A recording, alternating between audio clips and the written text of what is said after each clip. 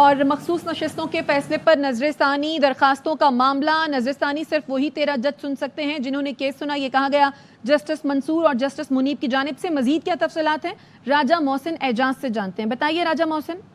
دیکھیے، یہ مسلم لیگ نون کی نظر ثانی درخواست ہے مخصوص نشستوں کے معاملے پر، اور یہ نظر ثانی درخواست سماعت کے لیے مقرر کرنے کے معاملے پر جو سپریم کورٹ کی پریکٹس اینڈ پروسیجر ایکٹ کے تحت قائم کمیٹی ہے، اس کے اجلاس کے منٹس جاری کیے گئے ہیں، اور ان میٹنگ منٹس میں یہ بتایا گیا ہے کہ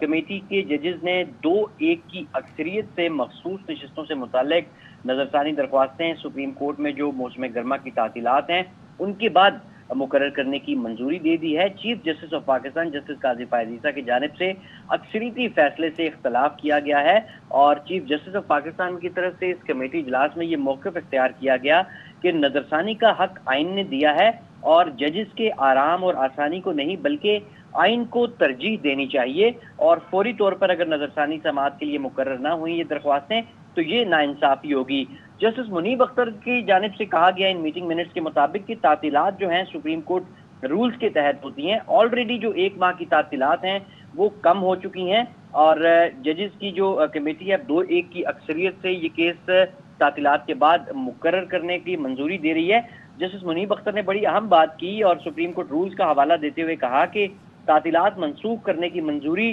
صرف فل کورٹ ہی دے سکتی ہے، اور کمیٹی یا کسی جج کے پاس ایسا اختیار نہیں ہے۔ اور اس کے ساتھ ساتھ ججز کا جو موقف یہ بھی سامنے آیا ہے کہ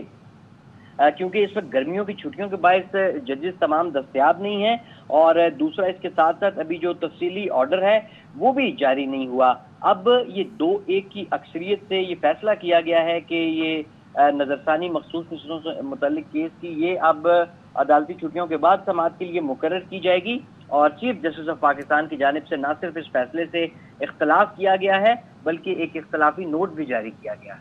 اپڈیٹ کرنے کے لیے شکریہ راجہ محسن اعجاز۔